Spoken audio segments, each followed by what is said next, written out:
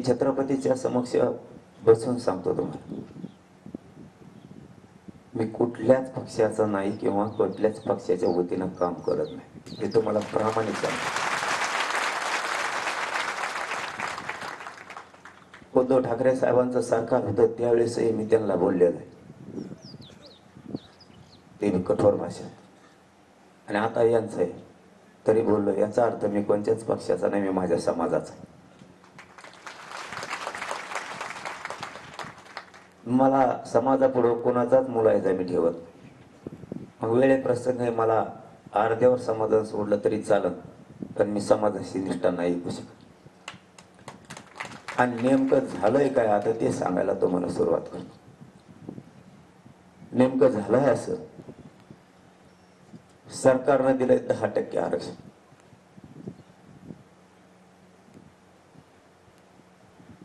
आणि आपण मागतोय ओबीसीतून सरसकट मराठ्यांना आरक्षण. जे सिद्ध झालंय ते मराठा आणि कुणबी एकच हे सिद्ध झालं. तुम्हाला ते सरसकट द्यायचं नसेल तर ज्या मराठ्यांची नोंद सापडली नाही त्यांच्यासाठी सगळ्या सोयऱ्यांचा कायदा पारित करा, हे द्या. आपण अशी मागणी केली, त्यांच्याच म्हणण्यावर केलेली. त्यांनीच आपल्याला सांगितलं होतं सरसकट ते देत नाहीत, त्यांचा विरोध आहे. मग आपण नवीन पर्यायी शब्द काढू. पर्यायी शब्द सगळे सोयऱ्यांचा आपण आणि सरकारनं मिळून याच व्यासपीठावर काढल्या. पण झालंय असं, हे सगळं काय घडून येतंय ना. मी पुन्हा सांगतो, मी कोणत्याच पक्षाचा विरोध म्हणून करत नाही, पण आज सगळंची सगळं खरं बोलावं लागतं. फक्त त्यातले शब्द समजून घ्या. हे सगळं करतोय तो फक्त एकटा देवेंद्र फडणवीस. मला जे घेरलंय ना, तुम्ही शब्द ना शब्द फक्त समजून घ्या. सांगितलंय ना तुम्हाला, तुम्ही गोंधळ आरड्याची बैठक नाही, ही निर्णायक बैठक. मी आज टोकाचा निर्णय घेणार आहे, म्हणून तुम्ही हे नुसतं घोषणा टाळ्या नकोय. समाज आज कोणत्या दिशेला आहे आणि उद्या यांना कोणत्या दिशेला न्यायचा आहे आणि आपण कोणत्या दिशेला आणलो हे समजून घ्या. मराठ्यांचा दरारा पुन्हा एकदा राज्यावर निर्माण झाला आणि हे दरारा संपवायचा त्यांचं स्वप्न आहे. संपवायचं तर मराठ्याच्याच हातात संपवायचं.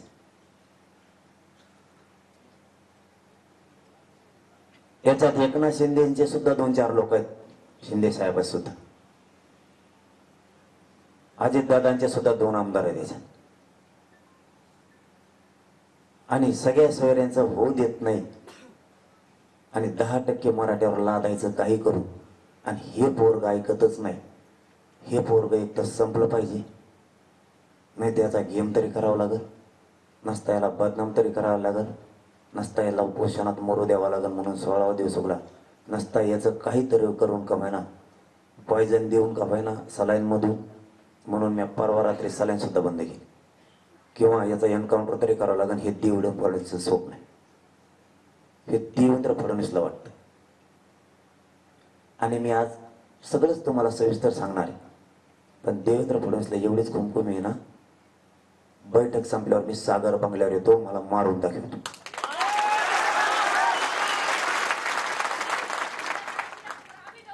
तुला माझा बळी घ्यायचा आहे ना, तुला माझा बळी पाहिजे ना, मी तुझ्या सागर बंगल्यावर होतो, घे माझा बळी. पण समाजाची इमानदारी मी नाही ऐकू शकत. समाजाला ओबीसीतून आरक्षण पाहिजे, तेच घ्यायचंय, येणार आहे. 10%ला नाही हात लावणार.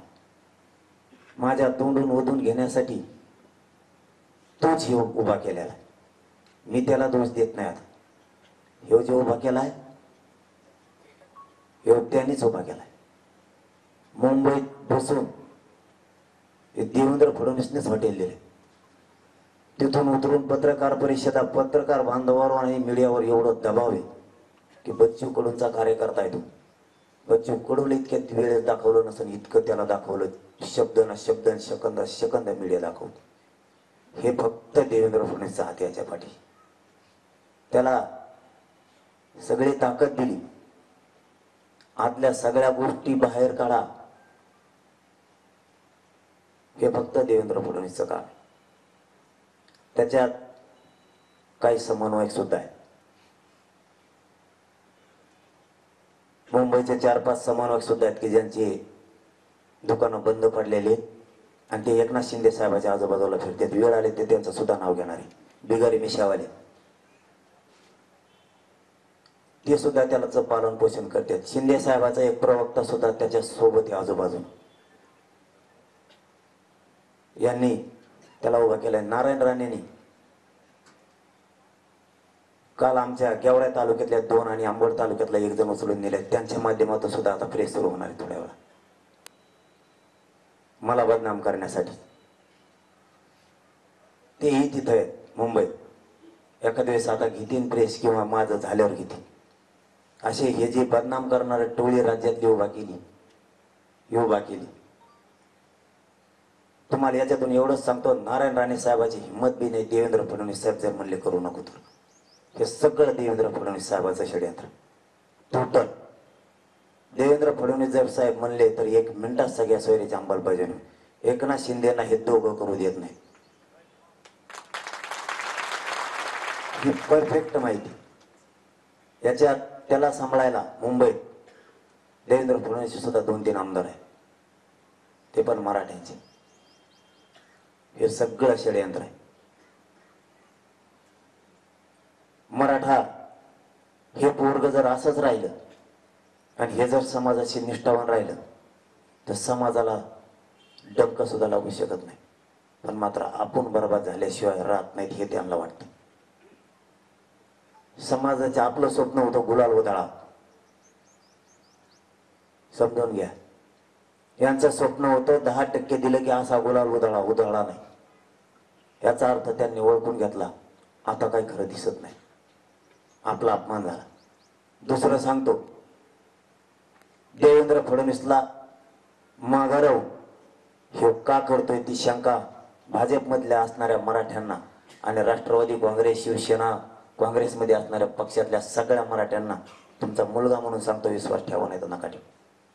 फक्त मराठा म्हणून आज तुमच्या समोर कथन करणार. तो का असं करतोय त्याचं कारण आहे, आपल्या आई बहिणीचे डोके फुटले त्या दिवशी तो पोलिसांकडून झाला आणि आपण सांगितलं हे आई बहिणी तुझ्या आहे आणि त्याला ती माफी मागावं लागली. तवाचा राग त्याच्या डोक्यात आत्तापर्यंत. मी माझ्या आई बहिणीच्या बाजूने राहू नाही का? मी काही चूक नाही केली. दुसरं, त्याला एकदा उपोषण सोडायला यायचं होतं, त्याला डाग धुवून घ्यायचा होता मराठा समाजात आणि तो आई बहिणीला शिव्या दिल्यामुळे मी नाही येऊन दिलं. त्याला तिसरा राग आहे,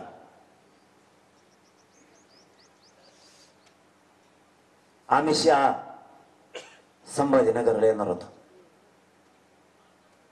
तो आला नाही. त्याला चौथा राग आहे, 19 तारखेला नरेंद्र मोदी येणार होते.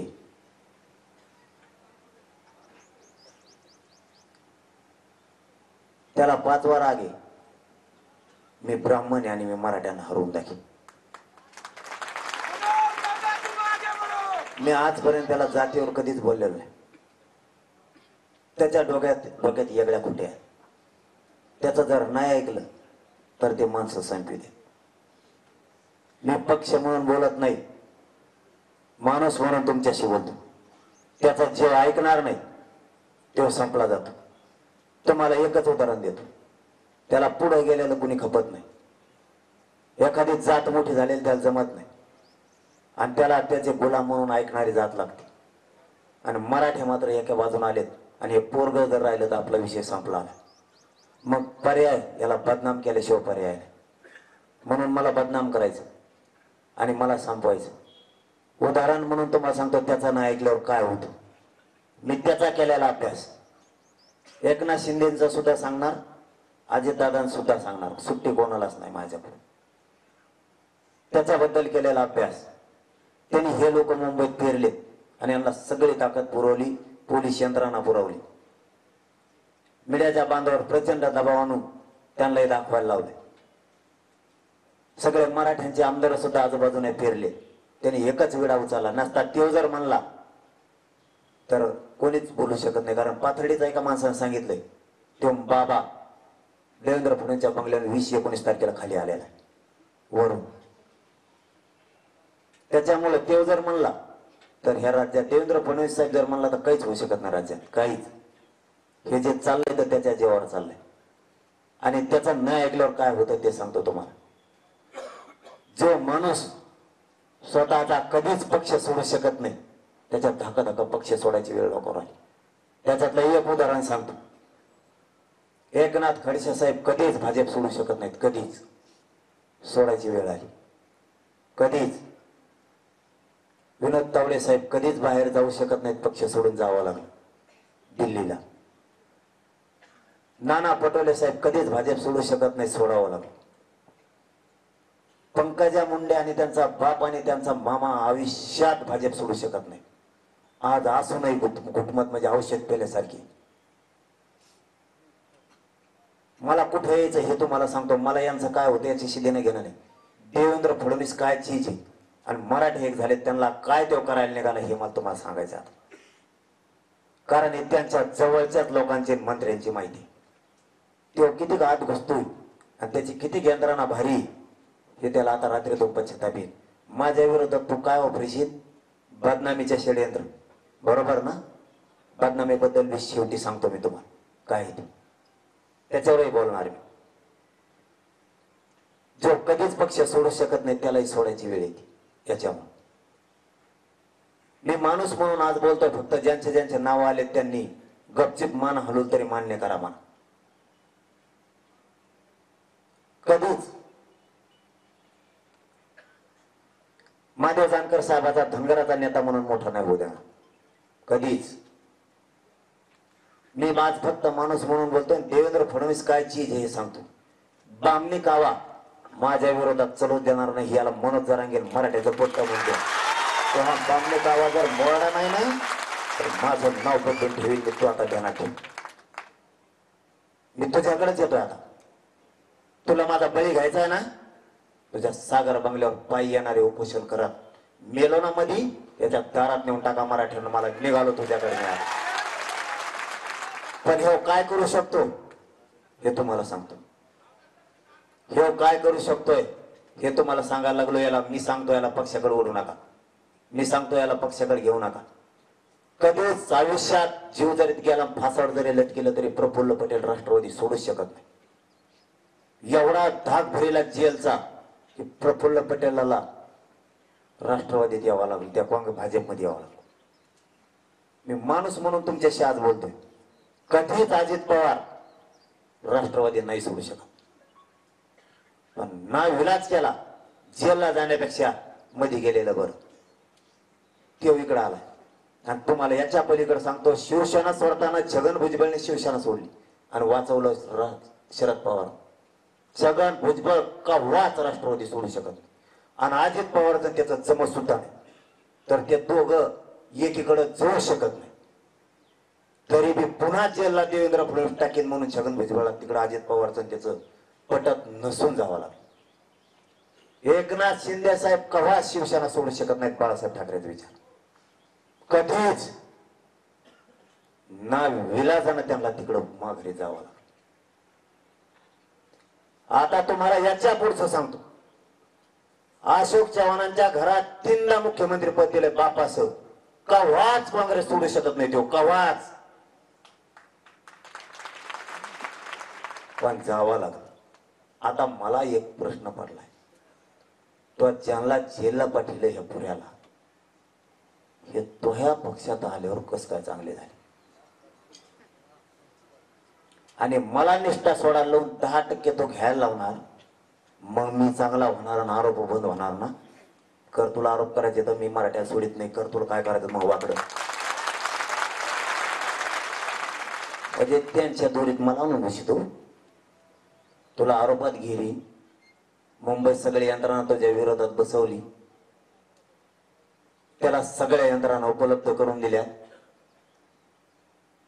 तुला घेरणार. एक तर समाजावरची निष्ठा सोडून 10% मान्य कर. नाही तर तुला घेरून संपवणार. मी मरायला तयार आहे. का करतो तू? देवेंद्र फडणवीस, तू मनोज जरांगेच्या नादी लागला. मी शेतकऱ्याचा पोरगा आहे. तुला पुरून पसंत द्या. सदाभाऊ खोत आणि राजू शेट्टी दरार निर्माण केला आणि बाजूला घेतला. तेच रविकांत तुपकर मध्ये सुद्धा केले. जे माणसं यांच्याकडे कधीच येऊ शकत नाहीत, कधीच, ते आले. ज्या सुनील तटकरेची उभ्या हयात राष्ट्रवादीत गेले आणि राष्ट्रवादी मोठी केली आणि सोडू शकत नाही त्या माणसाला एका रात्री तिकडे यावं लागलं. एकदा धनंजय मुंडे आवाज उठवला होता. त्यांनी एकदाच सांगितलं तू सगळं काढू का. आणखीन धनंजय मुंडे बोलला नाही, कारण सगळ्याला माहिती हे मध्ये टाकते.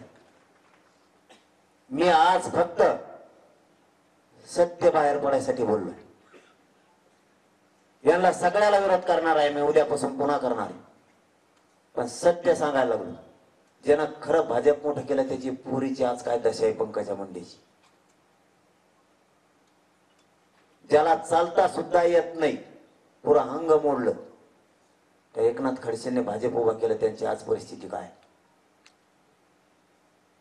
याचा जर नाही ऐकलं तर ह्यो मानावर उलट टाकतो आणि ते तेवढा मायावर असला. सगळ्या सोयऱ्या म्हणजे ओबीसीतून मागणी बंद करायची, नाहीतर याला बदनाम करायला चार बाजूने घेरायचं. हे राज्य देवेंद्र फडणवीस चालवतो ना, एकनाथ शिंदे चालवतो ना अजित पवार चालवतो. त्यांनी सांगितल्याशिवाय इथं काहीच होऊ शकत. काल आपण रास्ता रोको केलेत. फक्त देवेंद्र फडणवीसने सगळ्या एसपीला सांगितले. पीआयला आणि एसपीला फोन लावला. त्यांनी सांगितलं दोन आदेश करावंच लागणार. सगळ्या पोरावर गुन्हे दाखल व्हायला लागले. मराठा देवेंद्र फडणवीस साहेब घाबरवण्याचा प्रयत्न करू नका. तुम्ही इथून मागे लोक मोडले असतील. मराठा तुम्हाला मोडू शकत नाही. तुम्हाला मराठा मोडू शकतो. तुम्ही किती त्या बाबाला तिथं बसून आमच्यावर आरोप करायला लावायला लागले. तुम्ही कोणाकोणाला हाताखाली धरलंय हे सगळ्यांना माहिती. सगळ्यांना माहिती. तुम्ही कसा गुलाबराव पाटील संपवण्यासाठी मराठ्याचा असल्यामुळं गिरीश महाजन मध्ये त्यांच्यात कलगीतुरा लावला. कसं कसं कोणाला गप केलं हे सगळ्याला माहिती. तुम्ही पूर्वीच उकरून काढता. तूच लय सत्तावाला झाला का? बाकीच्या हातात सत्ता आल्या तेव्हा तसंच केलं का? तू सत्तेच्या जीवावर मराठ्यांना मला आणखीन एक याचं उदाहरण सांग. आतापर्यंत 75 वर्षात 5 वर्षात सगळ्या पक्षाचं सरकार कधी आलेलं आहे का? 5 वर्षात आत सगळ्या पक्षाचं सरकार 75 वर्षात कधीच नाही आलं. बघा मोजून. आपण समजा उदाहरणार्थ राष्ट्रवादीला विरोध केला, राष्ट्रवादी आपली शत्रू झाली. आपण शिवसेनेला विरोध केला, शिवसेना आपली शत्रू झाली. आपण भाजपला विरोध केला, भाजप आपला विरोधक झाला. काँग्रेसला विरोध केला, काँग्रेस आपला विरोधक झाला. मनसेला विरोधात केला, आपण विरोध झालो. मग आपण ज्याच्यासाठी दुश्मनी पत्करली हे सत्तेत सगळे कस काय? मराठ्यांना लांबचा विचार करायची वेळ आली. आता एका वर्षात 5 पक्ष सत्तेत आले. आता आपण काय करायचं? राष्ट्रवादीचं शिवसेनेचं पटत नाही. काँग्रेस 3 जण सत्तेत आले आणि आपण मारामाऱ्या कोणासाठी केल्या? शिवसेनेने राष्ट्रवादीसाठी आणि राष्ट्रवादी शिवसेनेसाठी. मराठ्यांना सावध. दुसऱ्या 2.5 वर्षात भाजप नव्हतं आलं सत्तेत म्हणून म्हणले त्याला बी घ्या. भाजप घेतला. म्हणले काँग्रेस नाही आलं, म्हणले घ्या अशोक चव्हाण. येता व्हायचा खेळ. हे काय? सगळे पक्ष सत्तेत आले. आता मरण आपलं जनतेचं आलं. कुणाचं मरण आलं?